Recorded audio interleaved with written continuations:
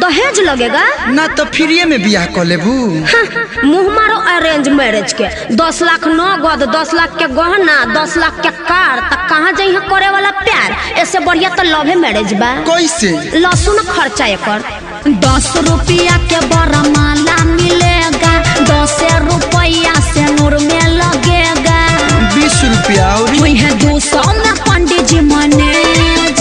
अरे टोटल 220 शादी संपन्न। अब मुँह का ताकत बढ़ो। ऑरेंज मैरिज के दूर से गोड़ लागो